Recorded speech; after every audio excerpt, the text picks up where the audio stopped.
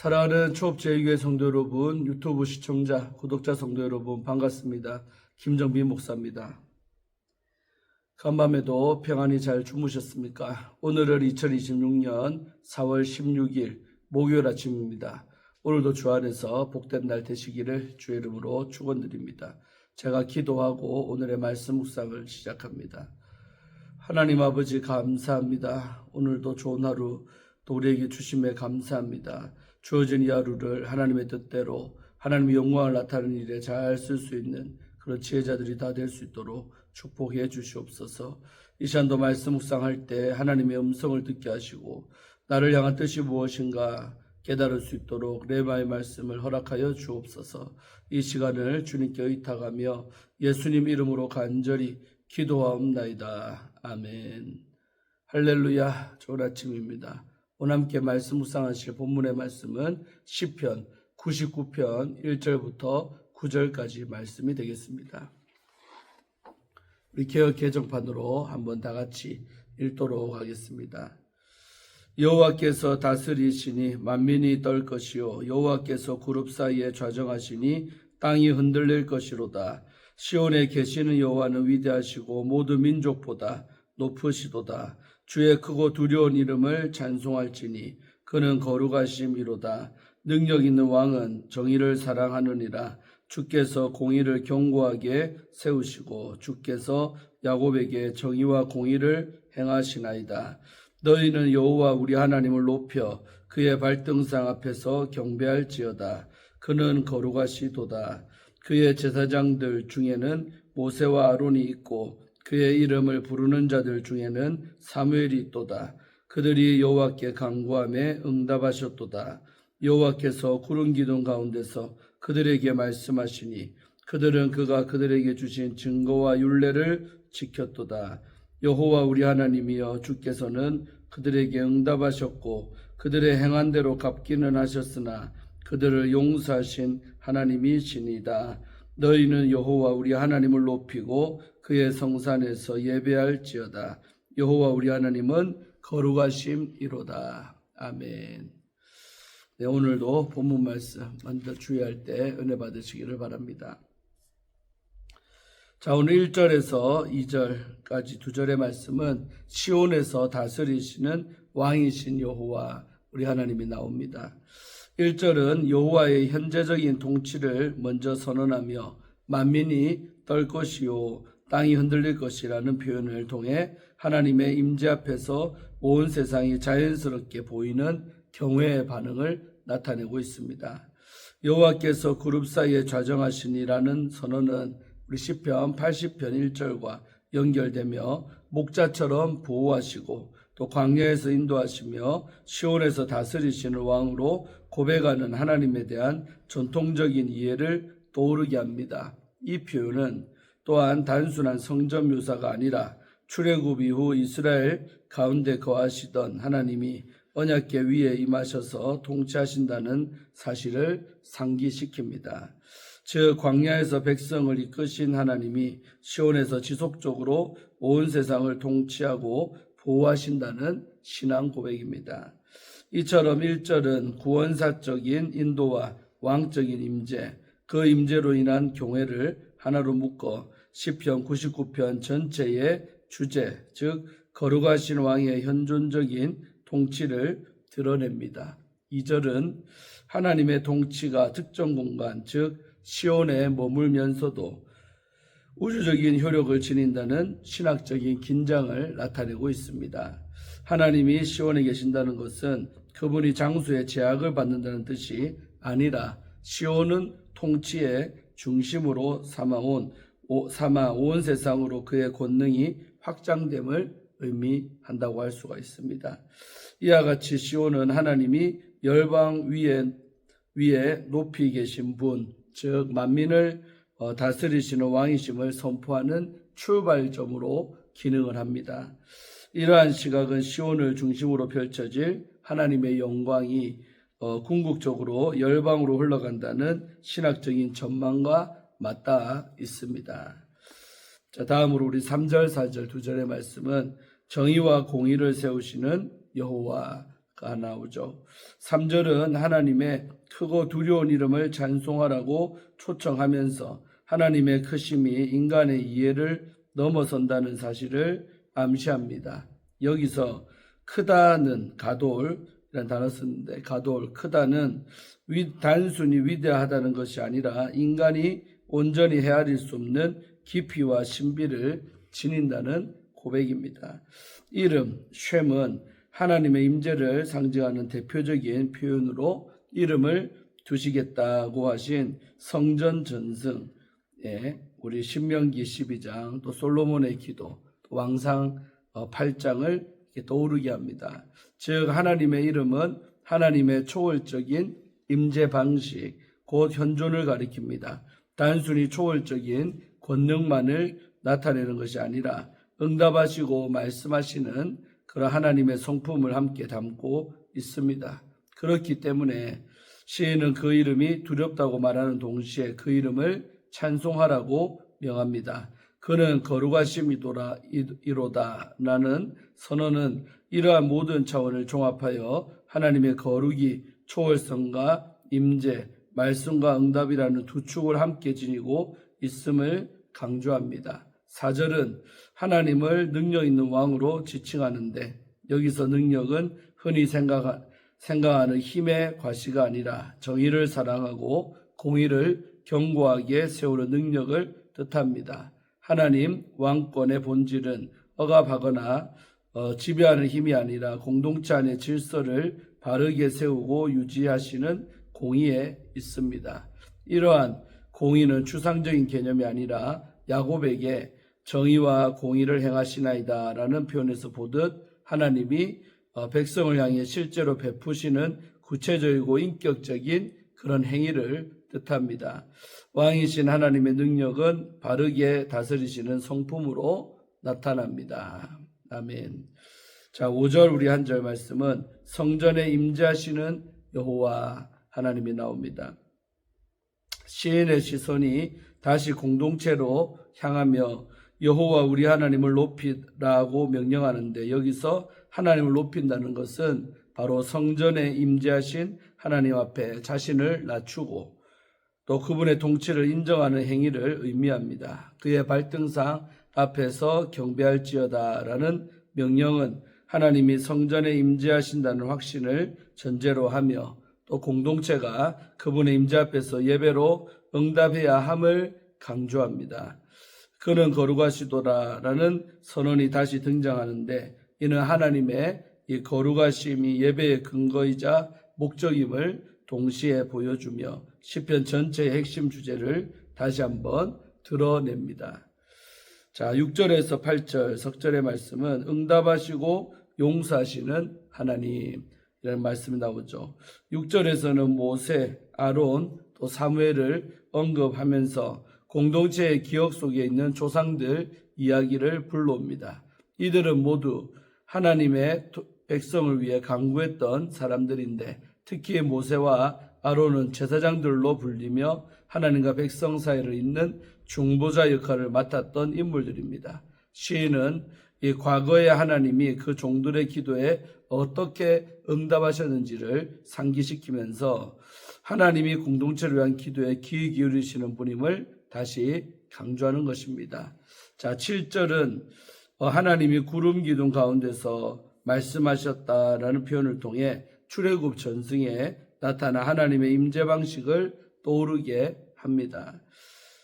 이는 하나님이 백성을 인도하시고 그들의 부르짖음에 응답하시는 분임을 보여주는 중요한 신학적인 표상입니다. 조상들이 여호와께서 주신 증거와 율례를 지켰다는 언급은 그들이 보였던 순종의 태도를 상기시키며 지금의 공동체 역시 순종으로 응답해야 한다는 방향을 제시합니다. 8절에서는 하나님이 조상들의 기도에 응답하셨다고 고백하는 동시에 그들이 행한 대로 갚으셨다는 사실도 함께 언급합니다. 그러나 이 시인은 그 모든 역사 속에서 하나님이 결국 그들을 용서하셨음을 강조합니다.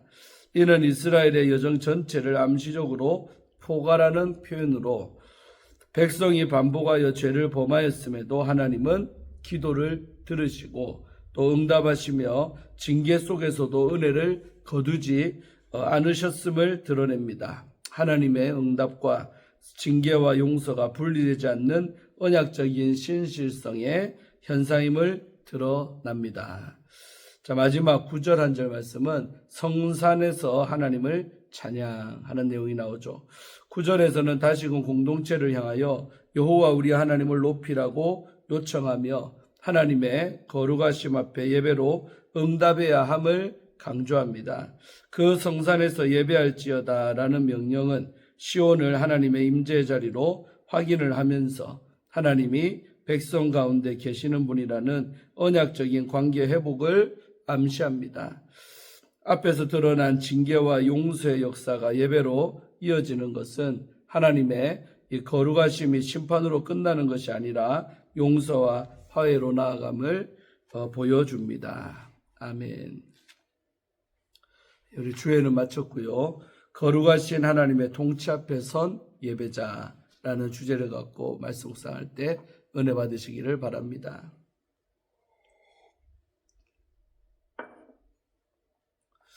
오늘 본문은 세상을 통치하시는 하나님 앞에 만물이 떨며 예배해야 함을 바로 선포합니다. 예수 그리스도의 은혜로 하나님의 백성된 우리는 하나님을 경외함으로 기뻐 예배해야 합니다. 그렇다면 오늘 말씀을 통해 우리가 알아야 할 참된 예배자의 자세는 무엇이겠습니까? 첫째로 하나님을 경외하는 예배자가 되어야 합니다. 이 시편은 여호와께서 다스리시니 땅이 흔들릴지어다 라는 선언으로 시작하면서 피조물이 창조주 앞에서 떨며 반응해야 함을 보여주고 있습니다.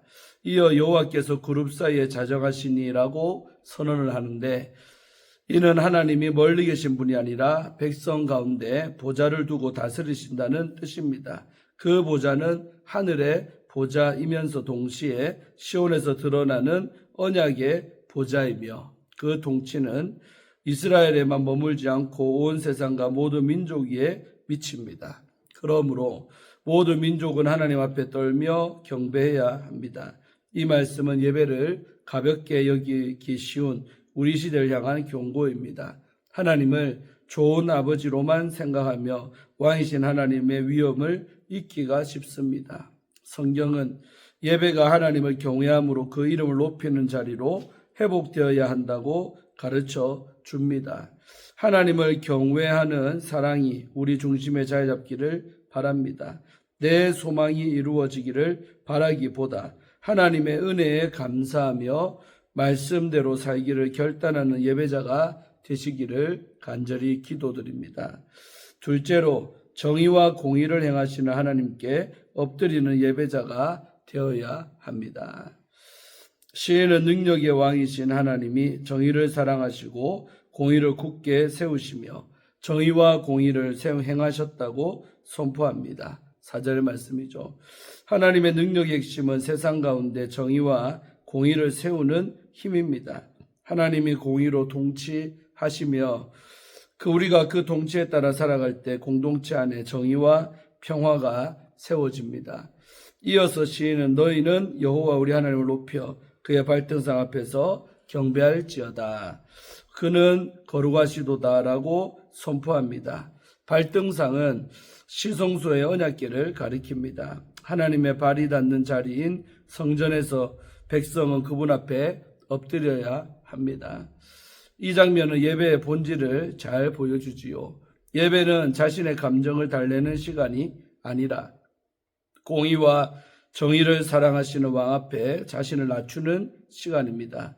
자신의 기준과 계산을 내려놓고 하나님이 세우신 공의의 질서를 인정하며 순종을 결단하는 자리입니다. 우리 예배가 하나님을 높이고 그 발등상 앞에서 삶 전체를 드리기로 결단하는 시간이 되기를 간절히 소망합니다. 그리하여 우리의 삶의 모든 영역에서 하나님의 선하신 통치가 드러나기를 기도드립니다. 셋째로 거룩한 삶으로 예배하는 예배자가 되어야 합니다. 시인은 모세와 아론과 사무엘이 제사장과 중보자로서 하나님의 이름을 불렀고 하나님이 구름 기둥 가운데서 응답하셨다라고 말합니다. 하나님이 그들의 기도를 들으시고 율례와 규례를 주시며 그들을 인도하셨다고 고백합니다. 그런데 이 8절에서는 하나님이 이스라엘의 악행을 심판하셨음에도 함께 선포합니다. 출애굽기 34장 말씀처럼 하나님은 은혜로 죄를 용서하시지만 우리가 죄의 심각성을 잊지 않도록 그 결과를 남겨놓으십니다. 우리는 위로하고 도와주시는 하나님을 찬양하면서도 책망하시고 책임을 물으시는 하나님을 찬양하는 데는 익숙하지 않습니다. 그러나 본문은 참된 예배가 은혜와 심판, 또 용서와 책임을 함께 인정하는 행임을 가르쳐 줍니다.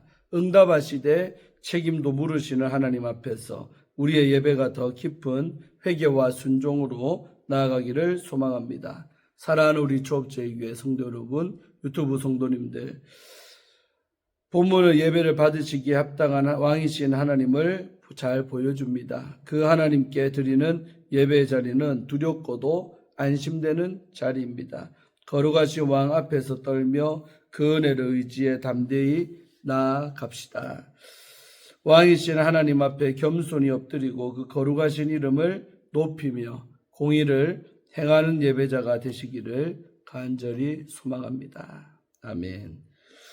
자, 우리 오대희 우리 분이 쓰신 출근길 100일 큐티 처음 나온 책인데 이 책에 나오는 일부 읽어드리고 마치려고 합니다. 죄가 세상에 들어온 이후 행복에 대한 관점도 왜곡이 되었습니다. 하나님은 우리를 행복하게 살도록 지으셨지만 죄는 더 많이 갖고 누리는 것을 행복으로 착각하게 만듭니다.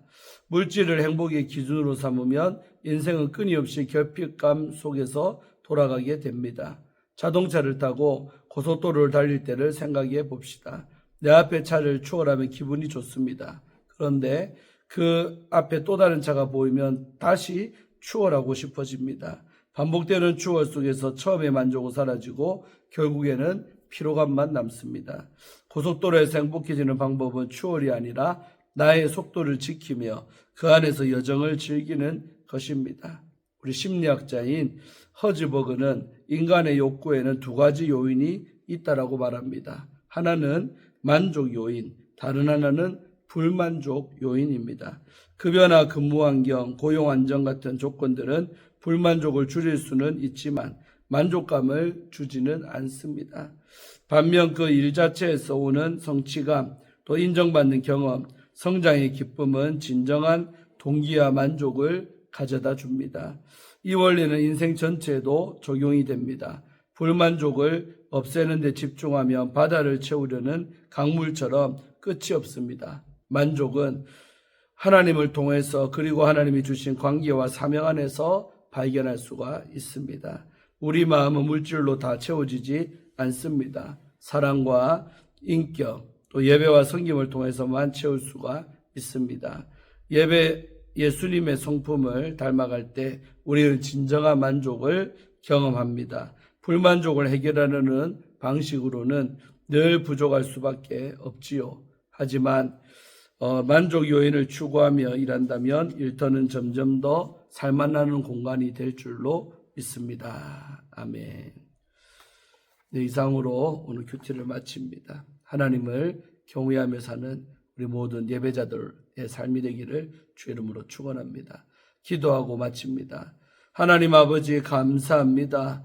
오늘도 이 아침에 아버지 말씀 앞에 서서 시편 말씀을 통하여 은혜 받게 하심에 감사합니다. 정말 우리가 하나님을 경외함으로 늘 예배자의 자리를 지키며 살기를 원합니다. 정말 하나님을 두려운 존재로 알고 늘 아버지를 사랑하는 마음으로 살아가는 저희들 되게 하여 주시옵소서. 또한 만족하는 마음이 우리 안에 있어 늘 나의 속도를 지키며 또 그 안에서 즐기는 법을 알고 살아가는 그런 자족하는 그리스도인들로 살게 하여 주옵소서. 감사드리옵고 예수님 이름으로 간절히 축복하며 기도하옵나이다. 아멘. 할렐루야. 좋은 하루 되시기를 바랍니다. 내일 아침에 또 큐티로 찾아뵙겠습니다. 샬롬.